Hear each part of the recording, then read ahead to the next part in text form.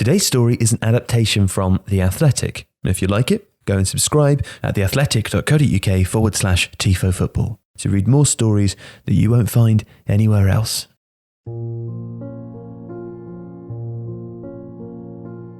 Eight weeks after the outbreak of a virus led to some Olympic women's football qualifiers being moved from one Chinese province to another, the last football fixtures were removed from the calendar everywhere. The 2021 Club World Cup, Africa Cup of Nations, Copa America, Champions League, Europa League and Euro 2020 have now all been paused, pushed back and provisionally rearranged.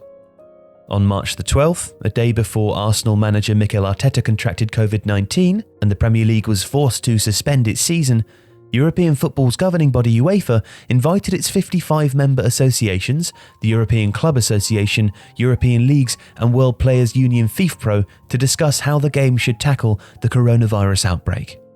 That discussion took place in 3 separate video conferences on March the 17th, with the key announcement being the widely trailed decision to move the European Championship finals from this summer to next.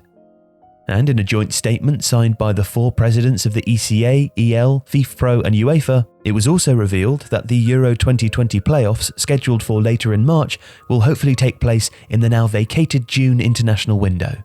The Nations League finals, Euro Under-21 Championship and Women's European Championships that had all been scheduled for next summer will be rescheduled accordingly, as will the 3rd and 4th rounds of European qualifying for the 2022 World Cup.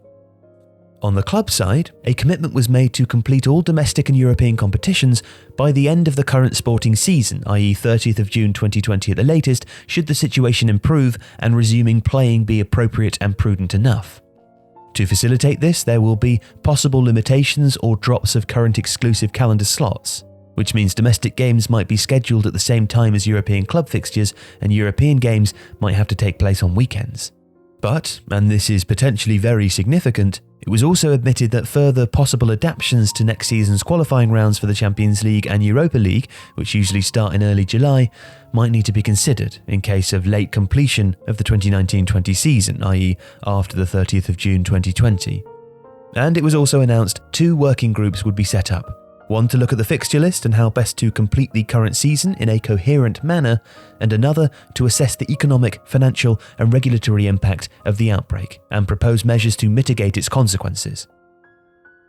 Elsewhere, South America's governing body CONMEBOL followed UEFA's lead by moving the 2020 Copa America back 12 months, and the African Confederation postponed the 2020 Africa Nations Championship, which alternates years with the Africa Cup of Nations, indefinitely. And later on Tuesday that week, World Football's governing body FIFA added its voice to the chorus of common sense by accepting the various postponements and agreeing to reschedule its new and expanded Club World Cup, which has been penciled in for next summer, to later in 2021 or some as yet to be discovered gap in the calendar in 2022 or 2023.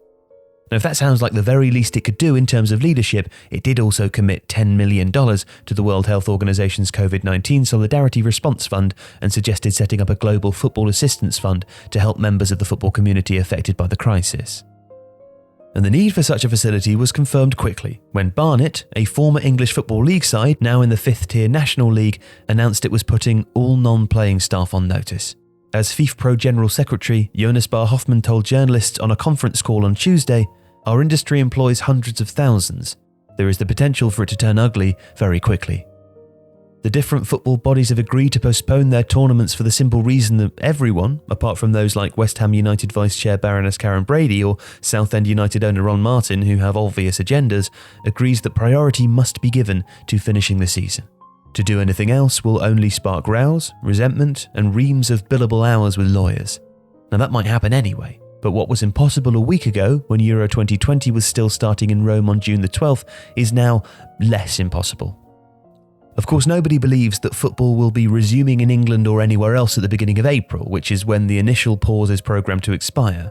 In fact, there's almost no chance of any professional football until May at the earliest. And many are wondering if even that is optimistic, given the prediction that the outbreak's peak in the UK is still 10 weeks away. Teams in England have 10 or fewer league games to play. 8 of them are still in the FA Cup, and there are 3 EFL playoff competitions to complete, which add another 15 games. It's a similar story across Europe, where most leagues have about a quarter of their games to finish, plus a domestic cup, and in UEFA's 2 club competitions, 12 of the last 16 games are yet to be completed.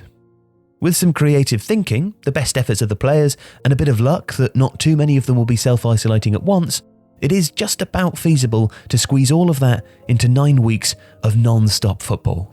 That way, Liverpool get their title asterisk-free, the relegation chips will fall away where they may, Manchester City can seal the most litigious treble of all time, Leeds United are given a fair crack at scratching their 16-year itch, the Championship's grand national-sized chasing pack are allowed to fight to the last fence, Celtic receive no gifts, Coventry City and Crewe Alexandra are forced to seal their promotions, and all the other sporting questions are answered, as the fixture computer intended. Though if Manchester City continue in the Champions League and FA Cup, their schedule will be very tight. And UEFA might have to drop the 2-legged quarter-finals in its competitions and organise final 4 weeks in Gdansk and Istanbul. And we might all have to get used to 4 different competitions being played on one day. But after 2 months of board games and box sets, we will be desperate for some live sport, so who knows, it might be just what the doctor ordered. Finishing by that 30th of June target, 6 days after the Europa League final is supposed to happen in Poland and 3 days after the Champions League final's new date, and the headache of having to persuade thousands of out-of-contract players to accept short deals to keep playing, or the issue of returning money to broadcasters and sponsors can both be avoided. But will it work? Well, probably not. As FIFPro's Bar Hoffman puts it, the players will not just be able to walk out of their apartments and go straight onto the pitch, they'll need mini pre-seasons. While Accrington Stanley owner Andy Holt has talked about the resumption in even more sobering terms. We could start playing again with quite a few of our fans missing. Now this brings us up to the debate that nobody wants to have this week, for good reason, but everyone knows must be had at some point in the next month. Do we start as soon as we safely can and then just keep playing until the season's games are finished, whenever and wherever that is, or do we wrap up the season without playing all the games and dish out consequences as best we can? Now at present, there does appear to be a consensus in the game to finish what we've started. In a call with reporters on Tuesday afternoon, FA Chief Executive Mark Bullingham repeatedly said football is firmly of the view that the season should be completed, while the 24 championship clubs held their own video conference and decided unanimously to play on until the last kick of their playoff final, even if that means continuing until Halloween. It's heartening to hear that the commitment to the principle of competitive integrity and letting teams decide their fates on the field, but it'll be interesting to see whether that consensus holds if the lockdown lingers beyond May. The contractual conundrum has already been mentioned, and FIFA has said it will need time to come up with solutions to its rules on registering players after certain deadlines and working out when to open and close the next transfer window. Broadcasters and sponsors will want certainty at some point too. So far, they've not publicly started throwing their weight around, but have invested so much in the football industry that they will be desperate to get back to normality. What the recent outbreak of collegiate thinking has done is silence those whispers for a few weeks. By removing this summer's hard deadline for finishing the club seasons, the game's bosses have created just enough space for a minor miracle to occur. The script for this video, written by Matt Slater, was originally featured on The Athletic, the best place to read about football online. Whether it's more behind-the-scenes insight, dedicated local reporting about your team, or rich storytelling from around the world, you'll find it all in one place. And if you like today's video, you can follow both COVID-19's impact on football and loads of totally unrelated and spectacular football stories.